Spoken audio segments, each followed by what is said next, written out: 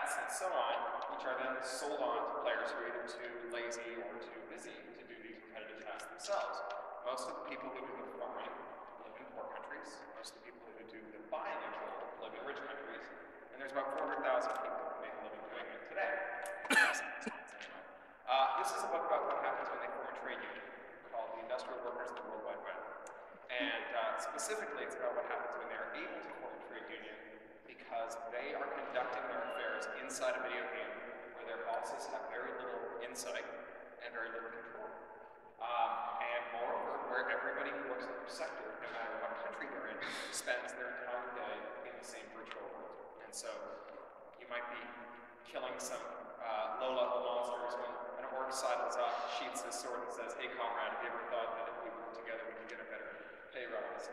So this is the section I'm going to read to you is quite short, and it's about the first wildcat strike in the virtual world and how it kicks off.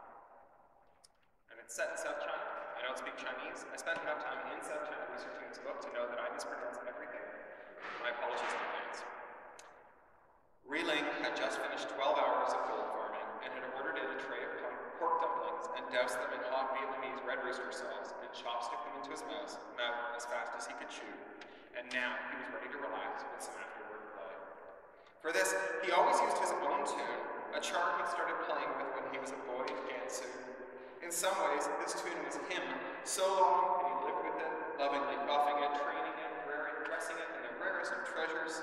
He had trained up innumerable tunes and seen them sold off, but this one was his. Tonight, Ling partied with some other farmers he knew from other parts of China, some of whom he'd known back in the village, some of whom he'd never met in the flesh. They were a ferocious nightly raiding guild that pulled off the hardest missions in all the worlds. They were the cream of the crop. Word had gotten around, and now every night he had an audience of players who had just been hired on, watching in awe as he kicked fantastic quantities of ass. He loved that, loved answering their questions after he was done playing, helping the whole team get better, and you know, they loved him too, and that was just great. So they ran Cory's fortress, the palace of a long-departed god, the father of the gods, the powerful elemental force that had birthed Svartalfheim warriors and the universe in which the game lay. It had fearsome guardians, required powerful spells just to reach, and had never been fully run in the entire history of the game. It was just the kind of mission really loved to try. This would be his 6th crack at it, and he was prepared to raid for 6 hours straight if that's what it took. And so were the rest of his party. And then he got Fenrir's tooth. It was the rarest and most legendary drop in all of Svartalfheim warriors, a powerful talisman that would turn any wolf pack or enthrall them to the tooth's holder. The message boards had been full of talk about it, and several times there had been fraudulent auctions for it, but no one had ever seen it before. After Ling picked it up, it had come from an epic battle with an army of sky giants in which the entire raiding party had been killed over and over again. He was so stunned that for a moment he could not speak, just pointed at the screen while his mouth opened and shut. The players watching him fell silent too, following his gaze and his finger, slowly realizing what had just happened. A murmur built through the crowd, picking up steam, picking up volume, turning into a roar, a triumphant shout that brought the entire cafe over to see. Over the fans' noise, they buzzed excitedly, a hormone-drenched, triumphant tribal chest-beating exercise that swept them all up. Every boy imagined what it would be like to go questing for Fenrir's tooth. Every boy's heart thundered in his chest. But there was another sound, getting louder and more insistent, an older voice, raspy with a million cigarettes, a hard voice. Sit down, back to work. Everyone back to work. It was Wang, the foreman, shouting with his fearsome Fujianese accent. He was rumored to be an ex-snakehead, thrown out of the human smuggling gang for killing migrants with his rough treatment. Usually he sat lizard-like and motionless in one corner, a lazy curl of smoke drifting up and giving him a permanent squint on one side of his face. Sometimes players would forget that he was there, and their horseplay would get a little out of control, and then he would creep up behind them on cat-salad feet and deliver a ringing blow to the side of the head that would send them sprawling. It was enough of an object lesson, don't make the snakehead mad or he'll kick your ass, that he rarely had to repeat it. Now, though, he was cutting boys left and right, bellowing orders in his loud, hoarse voice. The boys retreated to their computers in a shoving rush, leaving Ling alone in his seat, an uncertain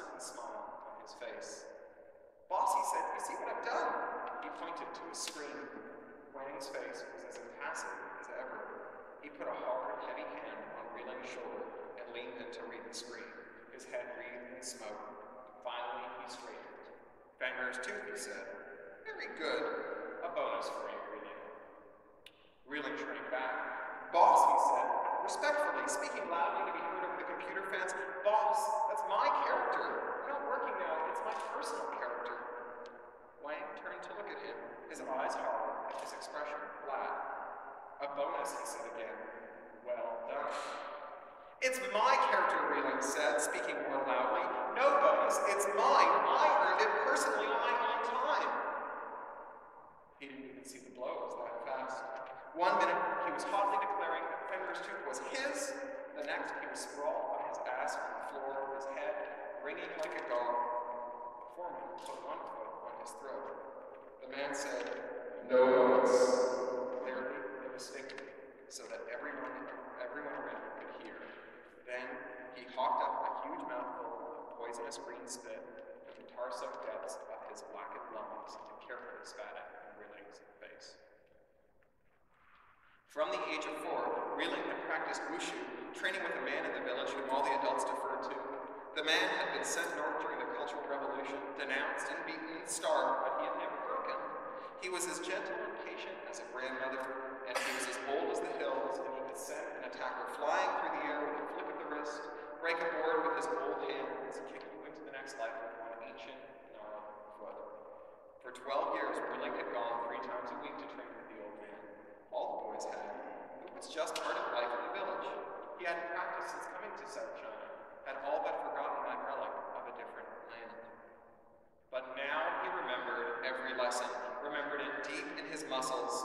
He gripped the ankle of the foot that was on his throat, twisted just slightly to gain maximum leverage, and applied a small, controlled bit of pressure, and threw the foreman into the air, sending him sailing in a perfect, graceful arc that terminated when his head cracked against the side of one of the long trestle tables, knocking it over and sending a dozen flat screens tumbling to the ground, the crash audible over the computer fans. Reeling stood carefully and faced the foreman. The man was groaning on the ground, and Reeling couldn't keep the small grin off his face. That had felt good. He found that he was standing in the ready stance, weight balanced evenly on each foot, feet spread for stability, body side on to the man on the ground, presenting a smaller target.